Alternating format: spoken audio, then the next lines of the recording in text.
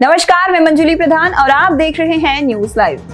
IIMT विश्वविद्यालय की एक और उपलब्धि, निजी विश्वविद्यालयों में प्रदेश में हासिल की पहली रैंक। उच्च शिक्षा प्रदान करने में अग्रणी और उत्तर भारत के प्रमुख विश्वविद्यालयों में शामिल आईआईएमटी विश्वविद्यालय मेरठ ने एक और बड़ी उपलब्धि हासिल की है।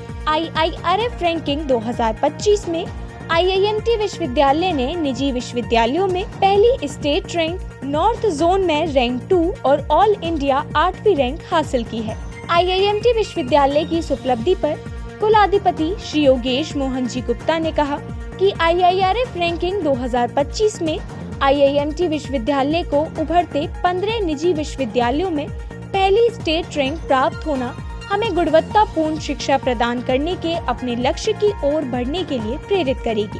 प्रति कुलाधिपति डॉक्टर मयंक अग्रवाल ने कहा कि विद्यार्थियों को गुणवत्तापूर्ण उच्च शिक्षा के साथ प्लेसमेंट दिलाने और स्टार्टअप स्थापित करने में सहयोग से लेकर खेलों में करियर निर्माण के भी अवसर प्रदान किए जा रहे हैं। कुलपति डॉक्टर दीपा शर्मा ने कहा कि आईआईएमटी विश्वविद्यालय ने IIRF रैंकिंग 2024 में भी उभरते 30 निजी विश्वविद्यालयों में पहली स्टेट रैंक और जोन रैंक 3 हासिल की थी। इनोवेशन और स्टार्टअप प्रमोशन में उल्लेखनीय कार्य के लिए आईआईएमटी विश्वविद्यालय नॉर्दर्न इंडिया के शीर्ष 4 विश्वविद्यालयों में अग्रणी रहा था। वहीं यूनाइटेड नेशंस के सस्टेनेबल डेवलपमेंट गोल में कार्य के लिए आईआईएमटी विश्वविद्यालय को R world institutional ranking, sustainable institutions of India green ranking 2024 प्रदान की गई थी। जनगणना के लिए केंद्र सरकार ने जारी की अधिसूचना, 1 अक्टूबर 2026 तक पूरा होगा पहला चरण। देश में जनगणना के लिए केंद्र सरकार ने अधिसूचना जारी कर दी है।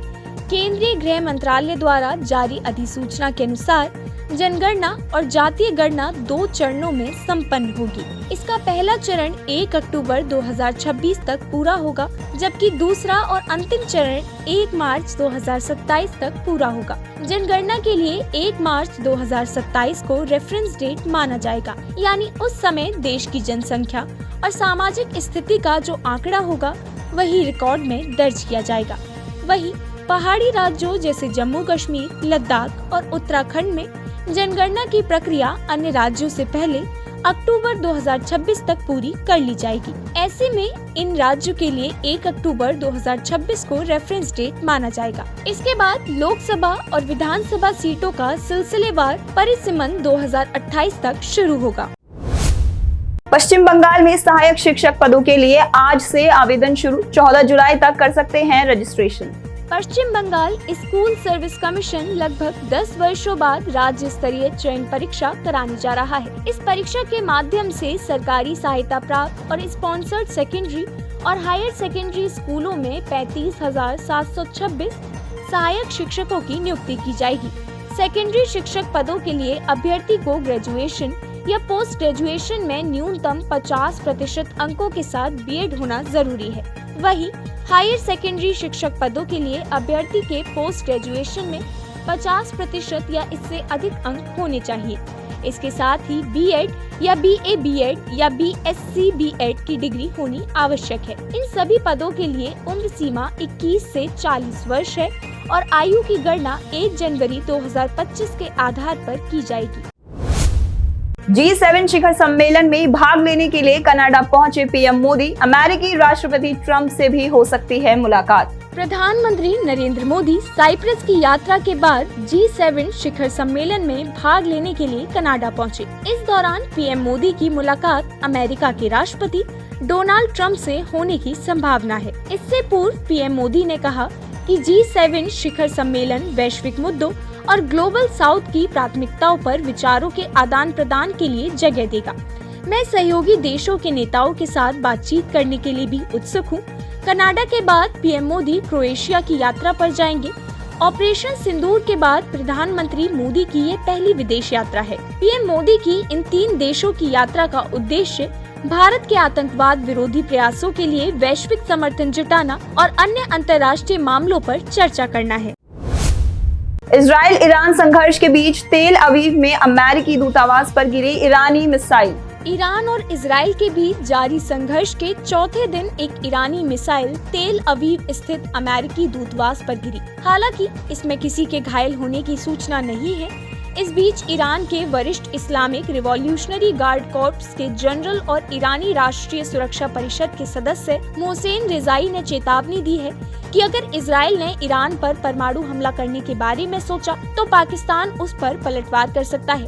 जबकि पाकिस्तान के रक्षा मंत्री ख्वाजा आसिफ ने ईरान के इस दावे को पूरी तरह खारिज कर दिया और कहा कि इजराइल के खिलाफ परमाणु हमले की कोई बात नहीं कही है। वहीं भारतीय विदेश मंत्रालय और तेहरान स्थित दूतावास ने सभी भारतीय नागरिकों को आज शाम तक हर हाल में तेहरान छोड़ देने के लिए कहा है। शेयर बाजार में लौटी रौनक, सेंसेक्स में 500 अंकों का उछाल, निफ्टी भी चढ़ा। घरेलू शेयर बाजार में आज हरियाली लौट आई। इस दौरान सेंसेक्स करीब 500 अंकों की तेजी के साथ 81,600 के लेवल पर कारोबार करता नजर आया, तो वहीं निफ्टी में भी करीब 150 अंकों की तेजी आई। इसके साथ ही निफ्टी 24,850 के लेवल पर पहुंच गया। शुरुआती कारोबार में सेंसेक्स के 30 शेयरों में से 26 में तेजी और 4 में गिरावट देखने को मिली। वहीं एशियाई बाजारों में जापान का निक्केई 380 अंक की बढ़त के साथ 38,215 पर और कोरिया का कॉस्पी 21 अंक चढ़कर 2,915 पर कारोबार करता रहा। इसके अलावा हांगकांग का हैंग सेंग इंडेक्स 20 अंक गिरकर 23,872 के लेवल पर कारोबार करता नजर आया, जबकि चीन का शंघाई कंपोजिट 3,378 पर फ्लैट कारोबार करता रहा।